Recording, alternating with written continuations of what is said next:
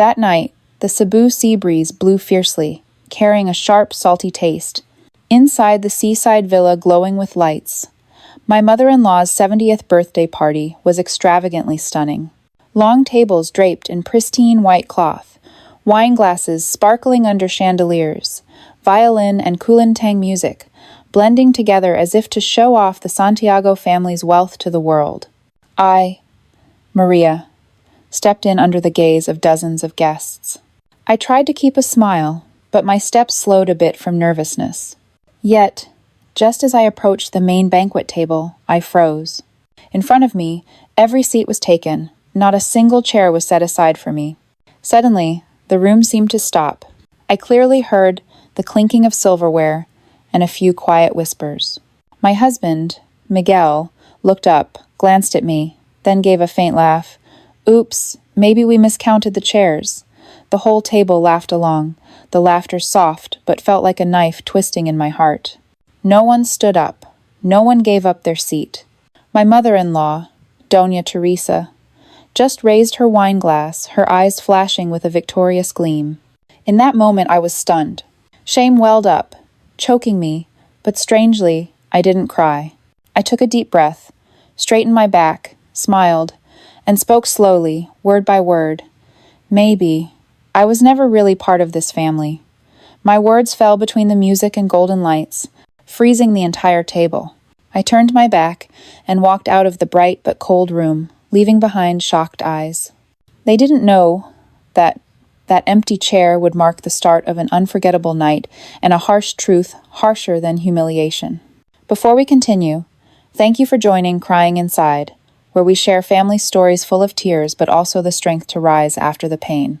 If you've ever felt pushed aside or silently suffered within your own family, please hit subscribe. Here, you'll find empathy, and you'll know you are never alone. My name is Maria de la Cruz. Before putting on that deep blue dress at the birthday party in Cebu, I was just an ordinary girl growing up by the shores of Manila. My family was poor, so poor that every meal was just dried fish, boiled vegetables, and diluted fish sauce. My father is a fisherman, spending his life on the old banca boat, heading out to sea at dawn, hoping to catch enough fish for the whole family. My mother sells goods at the market, carrying 2 baskets filled with vegetables and fish, sometimes adding a few bundles of banana flowers to earn some money to pay for our school fees. My childhood was tied to mornings spent mending nets beside my father, my small, clumsy hands trying hard to thread the needle like an adult.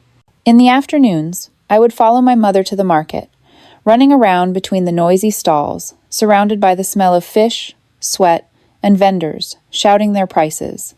Life was hard but warm, because every night our family gathered around a small dinner table, my father telling stories from the sea, my mother smiling as she served me the best piece of fish. I grew up supported by faith. My parents taught me to pray at every Mass at church, and to be thankful even for a simple meal. They couldn't give me wealth, but they gave me a resilient heart, and hands that could create miracles on their own. At 18, I left my hometown to study in Manila. I studied and worked part-time attending business management classes by day, waiting tables at a restaurant by night, and sometimes working as a receptionist at weddings. It was there I realized I had a special talent for event planning. I noticed every little detail, how the lighting made the roses on the table shine brighter, how a piano piece could ease the tense atmosphere. I felt joy when guests complimented the event and when the bride and groom smiled happily. From a poor student, I gradually became an event planner many people sought out. I started a small company called Dream Moments. No one thought a girl from a poor market family could become the person behind the glamorous events of Manila's middle class. I worked tirelessly, pouring my heart into every detail, every bouquet, every chair, and it was that dedication that led me to the meeting that changed my life. It was an evening at a charity fundraiser. I was running around, adjusting every flower arrangement, checking every light. As I bent down to straighten a tablecloth, a voice called out from behind, "Are you the one behind all of this?" I looked up and saw Miguel Santiago. He was tall, handsome, with bright, confident eyes. He came from a prestigious family, the Santiago family, owners of real estate, banks, and many shares in big companies. In Manila, Everyone knew they were part of the old elite, wealthy for generations. That day, Miguel wasn't like other guests who just showed off their suits or jewelry. He was genuinely curious, asking me how I arranged everything. He smiled easily, spoke naturally. I remember blushing when he called me the Wizard of Moments, just because I had turned a dull hall into a warm space. Love came faster than I expected. Miguel pursued me with small gifts, coffee dates, sometimes just walking with me along Manila Bay. I used to think, maybe this was destiny. I, a girl from the market, had caught the eye of a man from a class I never dared to dream of. But from the very beginning, the shadow of his mother, Doña Teresa, was a haunting presence. I still remember the first time I went to the Santiago house. The luxurious home was overwhelming. Crystal chandeliers, shiny wooden floors, antique paintings on the walls. At the family dinner, Doña Teresa looked me up and down, her polite smile never reaching her eyes. "Where do you work?" she asked softly, but authoritatively. "I have my own event planning company, ma'am." "Ah," she nodded lightly, then said almost dismissively, "An interesting profession, but just a hobby, right? Nothing compared to a real job." That sentence made my heart ache, but I still smiled politely. From that day on, I understood that to Doña Teresa, I would always be just a girl, unworthy of entering her world. That world had lavish fiestas, cocktail parties by the pool, mass they attended as a social ritual, not from the heart. I remember once, while the Santiago family was dining on a table full of delicacies, I suddenly thought of my old home, where my family shared a small fish, eating and laughing together. I realized that warmth was completely missing in this fancy house. Miguel proposed to me in less than a year of knowing each other. I cried when he proposed, because I truly believed his love was strong enough to overcome all differences. But deep in my heart, I still heard his mother's voice echoing, "She's not of the same class." Our wedding was grand, like a high society event. The press covered it, and the guests were all prestigious faces. I smiled beside my husband, but in Doña Teresa's eyes, I saw one thing clearly. She never accepted me, and probably never would. Since the wedding, the distance between us grew even wider. At every meal, I was invited to sit down, but my opinions were always dismissed. At family meetings, I was just an audience member. They talked about trips to Europe, million-dollar projects, political connections. And me? I was the girl from the market, with childhood memories of dried fish, boiled vegetables, and prayers in the village church. I tried my best to fit in. I joined family fiestas, quietly helped prepare the mass, always working behind the scenes to make everything perfect. But day by day, I realized, to them, I was just a tool, someone who could organize events for free, never truly family. And then, all those feelings built up, leading to the fateful moment, the empty chair at the birthday party. It wasn't just a forgotten seat, but a symbol of the truth I had denied for years. I was never really considered part of the Santiago family. I met Miguel Santiago on an evening that seemed ordinary, but became a turning point in my life. It was a charity fundraiser that I poured my heart into organizing. The hall was lit with candlelight, white roses lined the aisle, the piano played softly, creating a space both elegant and warm. I was just a young woman then, running from corner to corner, adjusting each bouquet, reminding staff to check the lighting. I hadn't eaten all day, my feet were aching, but my heart was full of determination. This event had to be perfect. "You're the one behind all this?" A male voice spoke from behind. I looked up and met his eyes. Miguel Santiago. Tall, calm, wearing a perfectly fitted suit, his smile lit up the whole room.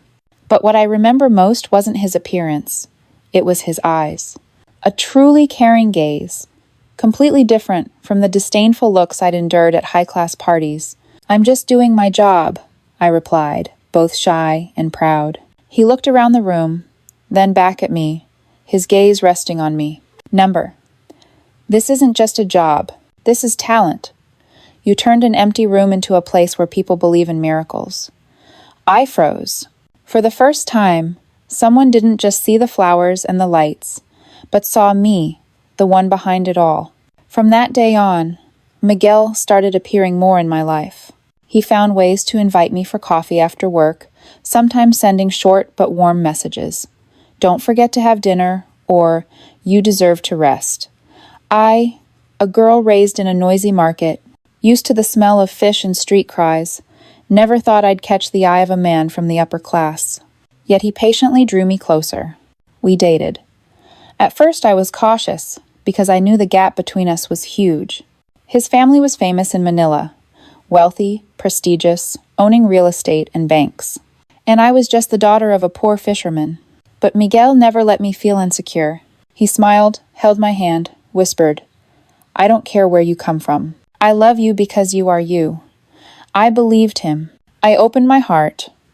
But then I faced the woman who made the whole city bow, Doña Teresa, his mother. From the very first meeting, I felt that cold stare. She looked me up and down, her smile polite, but her eyes full of contempt. "What do you do for a living?" she asked, her voice soft as a breeze. "I have my own event planning company, ma'am." "Ah," she nodded.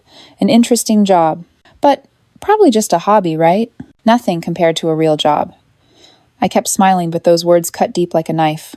I understood. She would never accept me. Her world was the masses, in the old church, cocktail parties by the pool, and empty blessings. I grew up with meals of boiled vegetables, dried fish, and prayers in the small countryside church.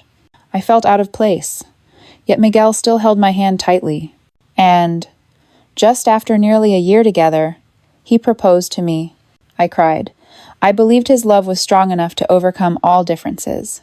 I trusted he would be my refuge in this cold, lavish world. Our wedding was called the Dream Wedding. The press covered it, and the guests were all famous and wealthy. I wore a stunning white dress, walking on a carpet of orchids, beside the man I loved. I told myself, finally, I was accepted. But even on the happiest day, I still heard whispers, "Hindi bagay." It doesn't suit her at all. She looks more like a waitress than a bride. I smiled and kept walking, but my heart ached. Even wearing the bridal dress, even carrying the Santiago name, I was still an outsider in their eyes. After the wedding, I moved into his family's mansion. A huge house, sparkling crystal lights, polished wooden floors. But inside, I never found warmth. At meals, they talked about million-dollar projects, investments, political connections. I sat there quietly, just like a guest. Doña Teresa often sneered, "Maria has great taste." Having her in the family is so convenient, like having a free party decorator. The whole table laughed. I laughed along, but inside, my heart was bleeding. Miguel hugged me after those dinners, whispering, "Don't mind her. That's just how she is. As long as we love each other, that's enough." I wanted to believe him. I did believe. I lived the early years of our marriage with that fragile faith. But deep down, I knew. A wedding ring can't make me truly family. A promise of love isn't enough to truly make me one of them. And day by day, month by month, I gradually realized, in that glamorous world, I would always just be the one outside the window. In the early days of marriage, I thought that as long as I tried hard enough, the Santiago family would eventually accept me. I cooked, I joined them at Mass, I carefully prepared every party at home. But the harder I tried, the clearer the gap became one that could never be filled. At family dinners, they often talked about real estate projects, business trips, or work collaborations. I sat there quietly, sometimes offering a small suggestion, but no one really listened. Once, I suggested simplifying the way a church ceremony was organized so more people could attend easily. Doña Teresa looked at me, smirking. "Maria, you only need to worry about the chairs and flowers. The big decisions are for the family to make." The whole table laughed. I sat silently, forcing myself to swallow the half-eaten meal. Gradually, I realized that, in their eyes, I was just a free personal organizer. Every event, from birthday parties and wedding anniversaries to large family dinners, was handed over to me to arrange. I carried all the work on my shoulders, but when the events took place, all the credit went to the Santiago family. "Thanks to Teresa, everything is perfect," a guest would praise. Doña Teresa smiled brightly. and proudly replied, "Of course I arranged everything." I stood there, holding my notes, heart tightening with every word. No one mentioned me. Not a single thank you.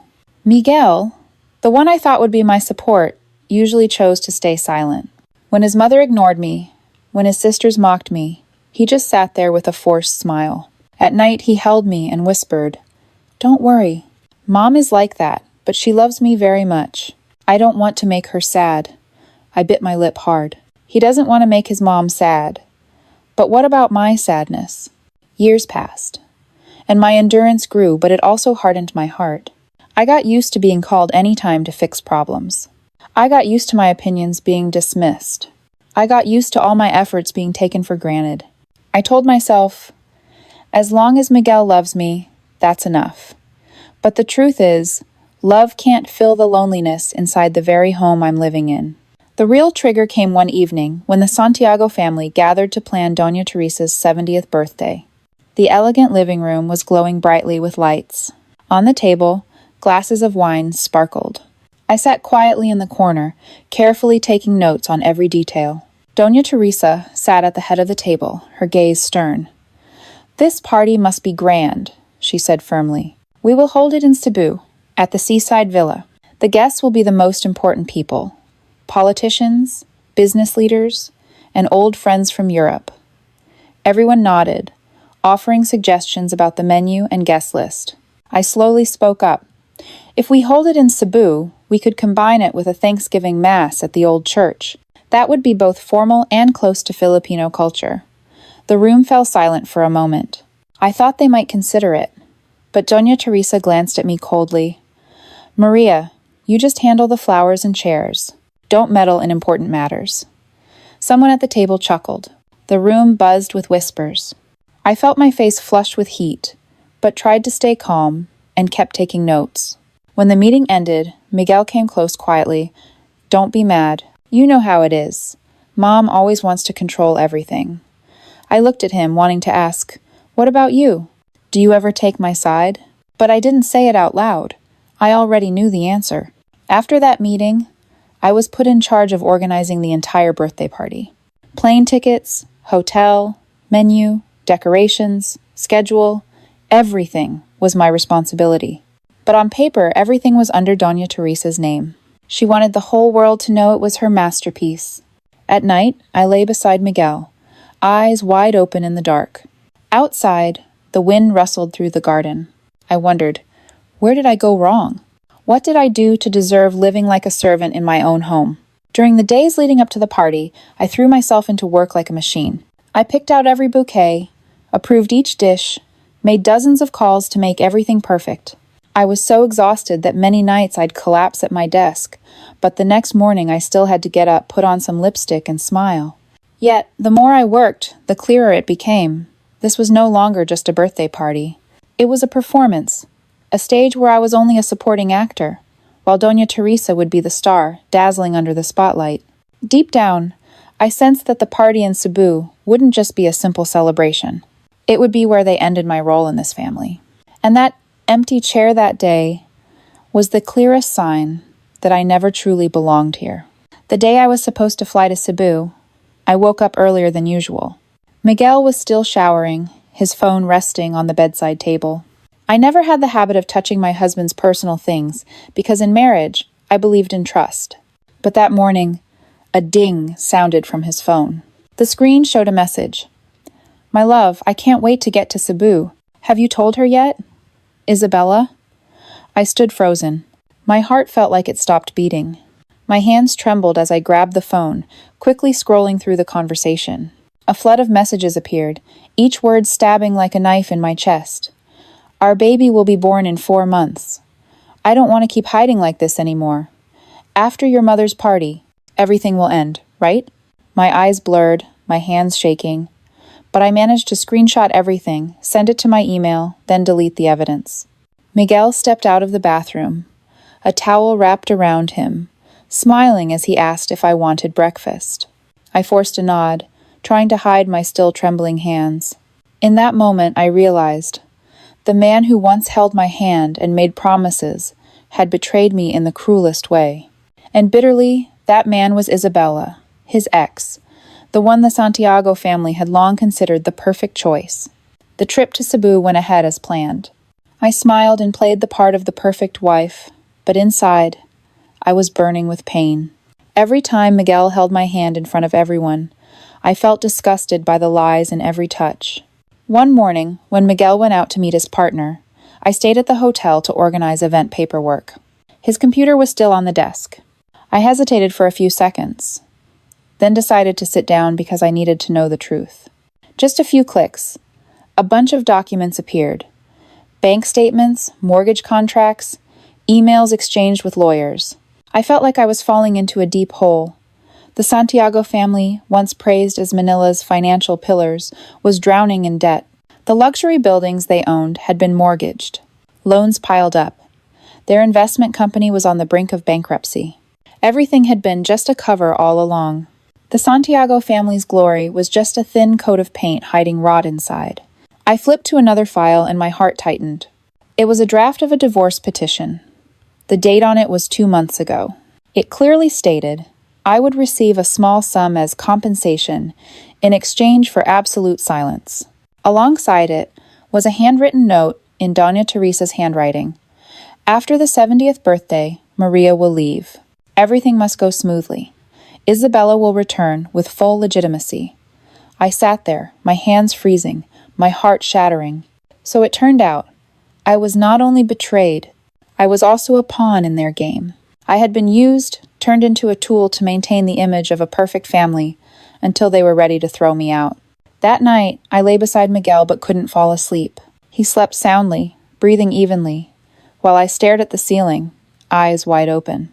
I thought of my parents, poor but sincere people who never lied. I remembered my childhood at the Palenque, where even with just a dried fish meal, the whole family shared honestly. Yet now, I lay beside a cheating husband, in a family built entirely on lies. I quietly turned to look at Miguel.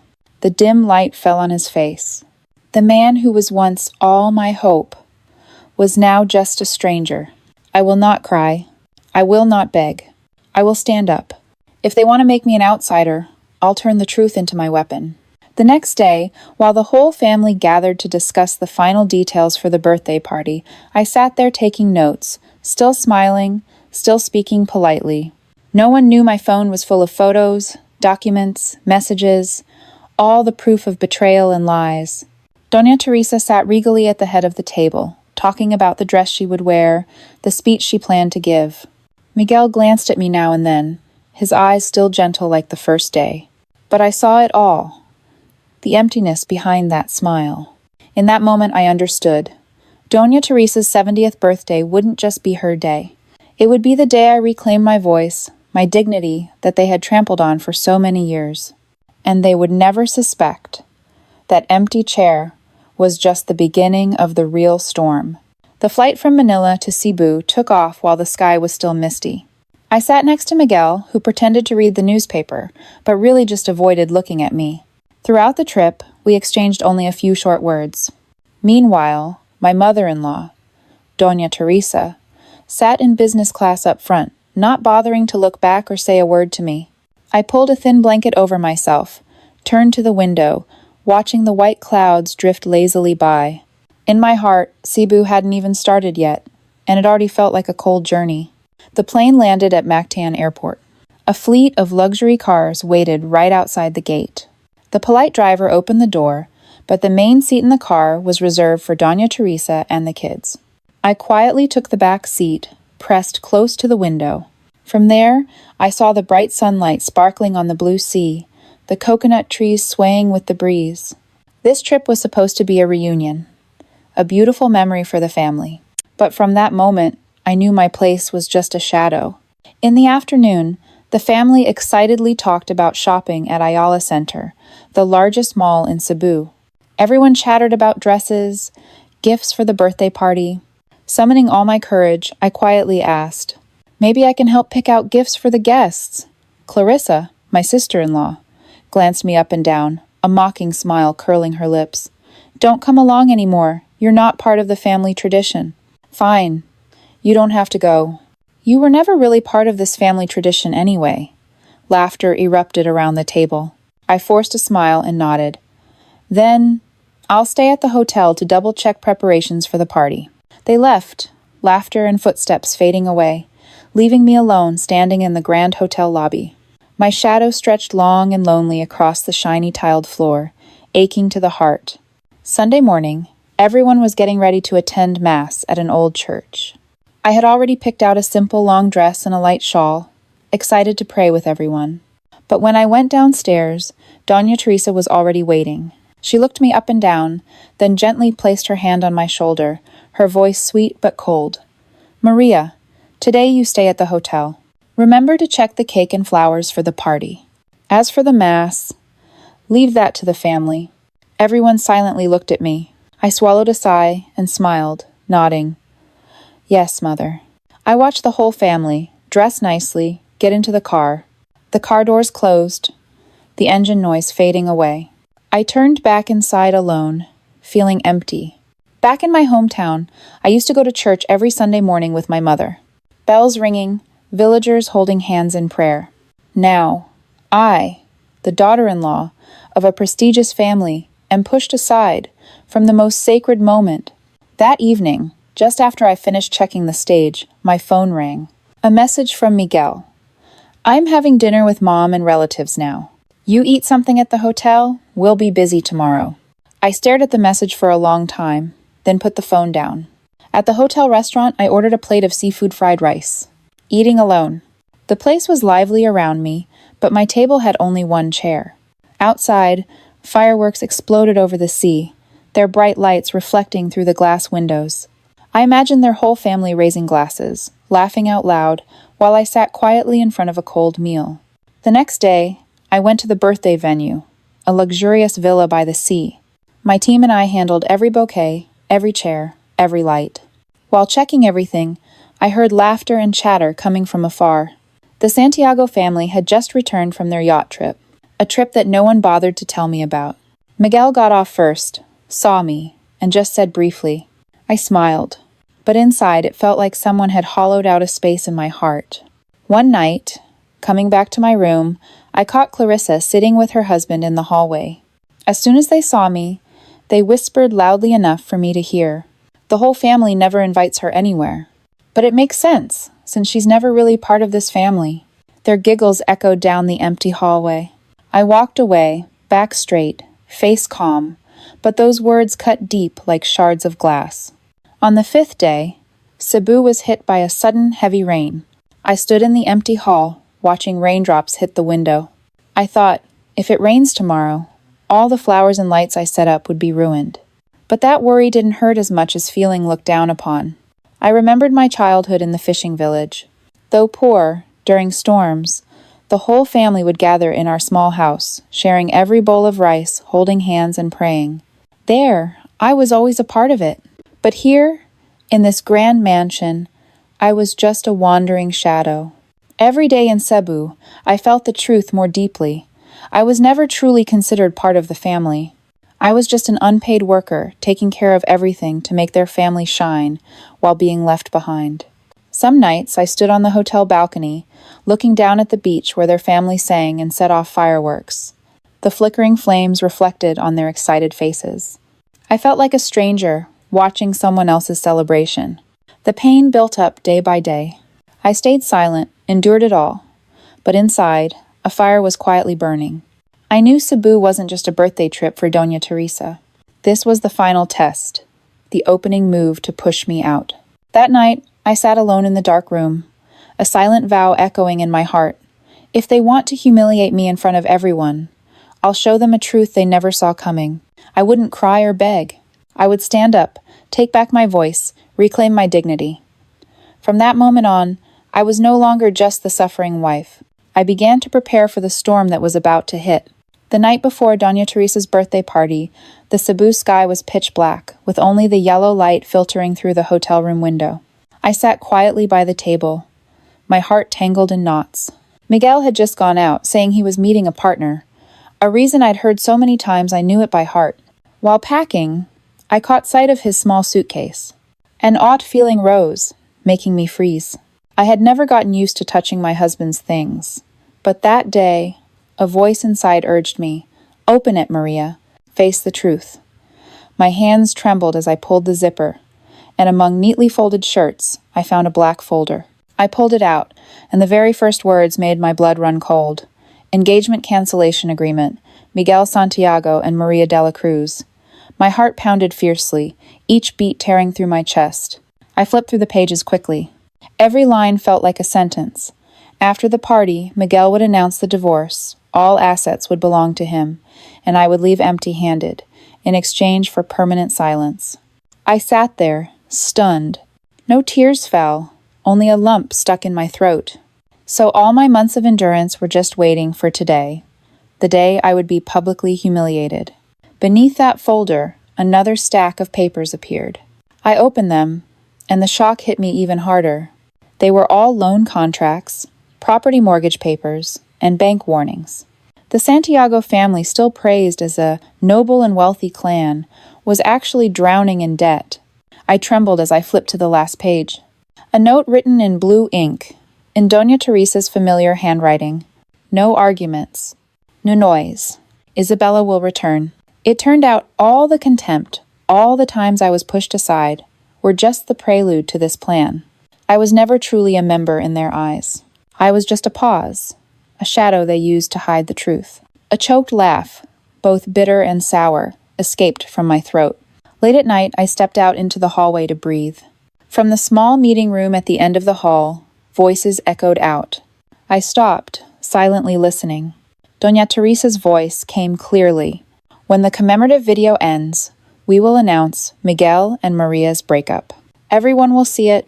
No one will have anything to say anymore. Clarissa's voice, my sister-in-law, chimed in. Maria won't have time to react. In front of all the guests, she'll have no choice but to bow her head.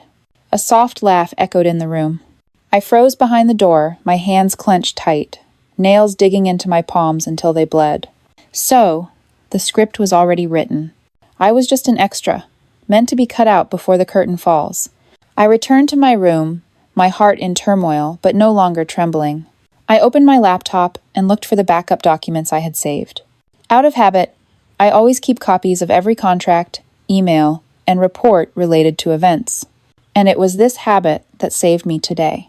In my hands, I held not only proof of Miguel's affair, but also documents exposing the Santiago family's financial fraud. Every number, every contract, was a weapon they never suspected I had. I printed a few copies and carefully hid them in my personal file folder. Looking in the mirror, I saw a different Maria, eyes still red, but with a cold, sharp gaze. I whispered to myself, tomorrow, if they try to make me a joke, they'll be the ones who have to hang their heads. I turned off the light and lay down on the bed. Miguel still hadn't come home. I closed my eyes, but sleep wouldn't come. Instead, each thought felt like a sharp blade cutting into my mind. I remember my poor childhood with my parents, where a meal of dried fish was full of love.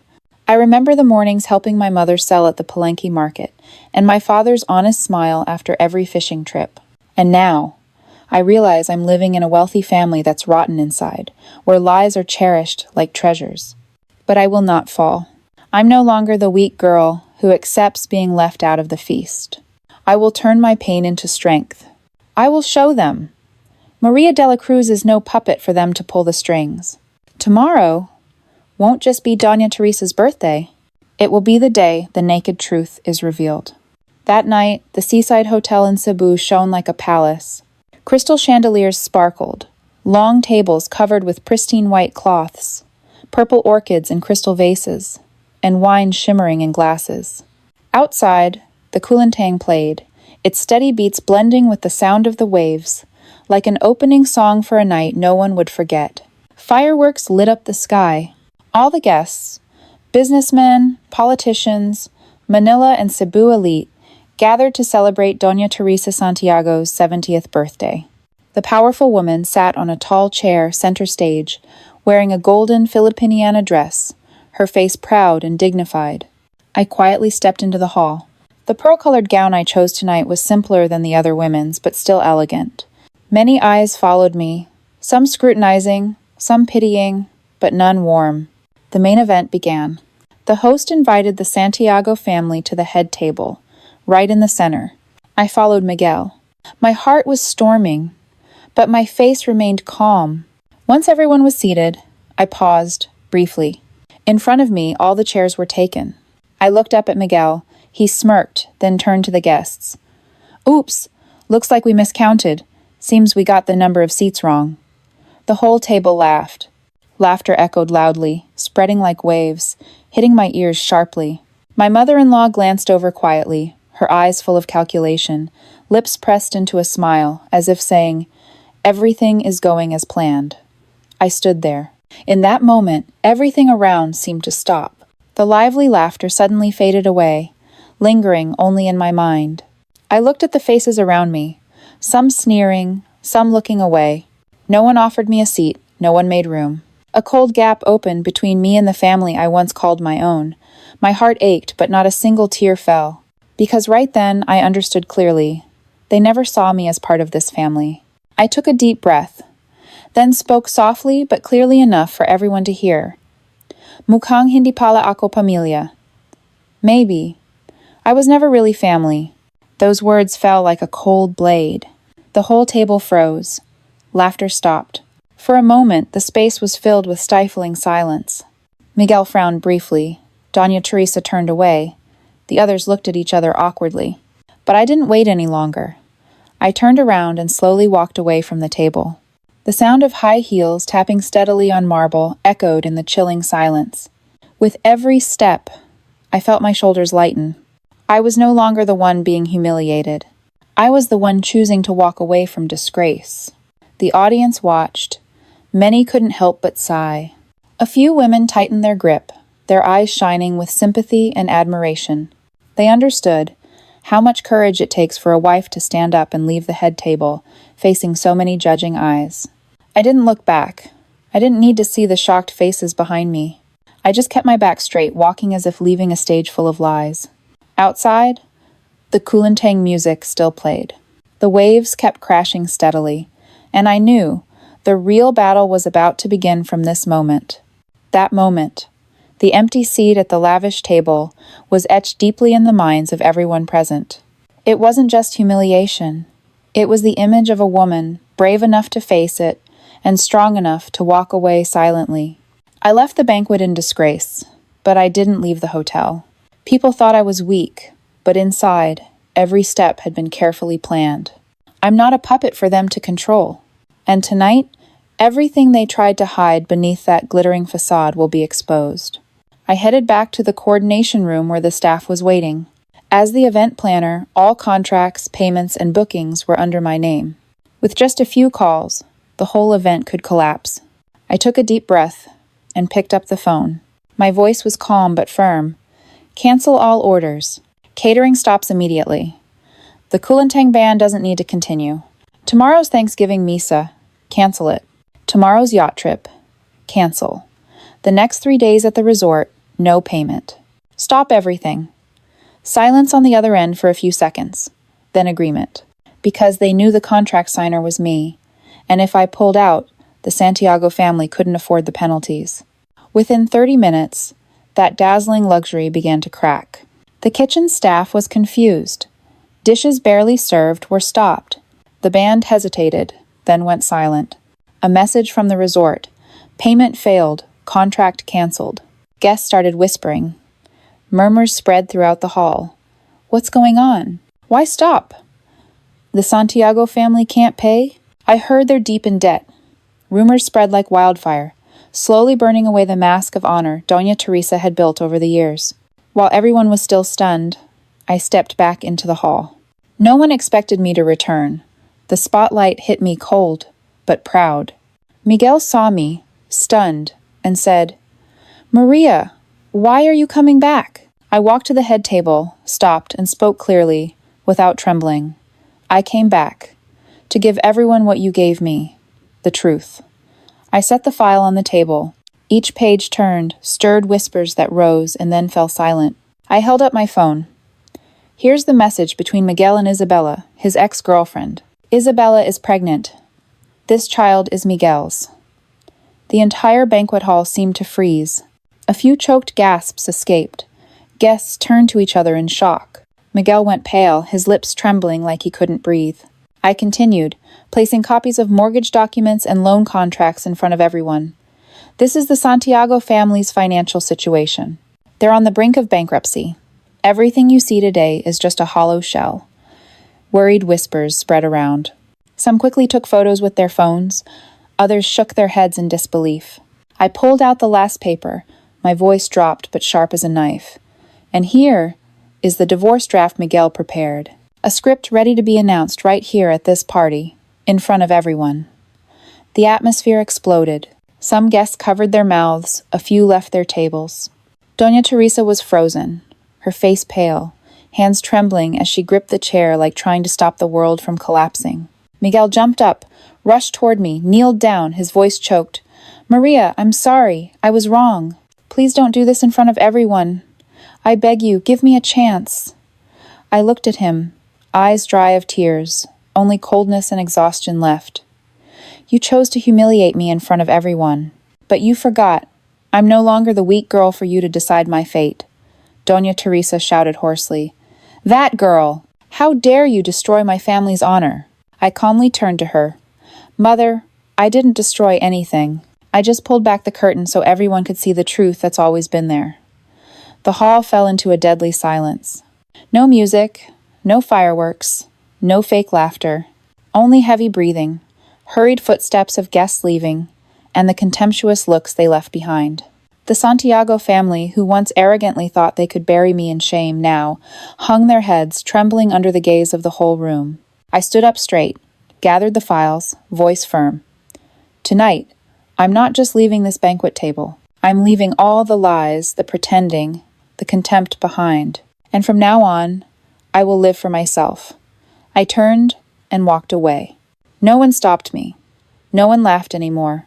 All eyes followed me, filled with surprise, admiration, and pity.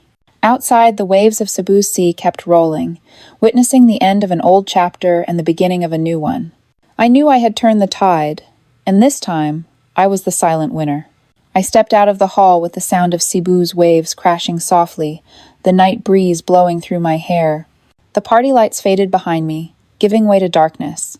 But strangely, inside me, bloomed an unprecedented relief.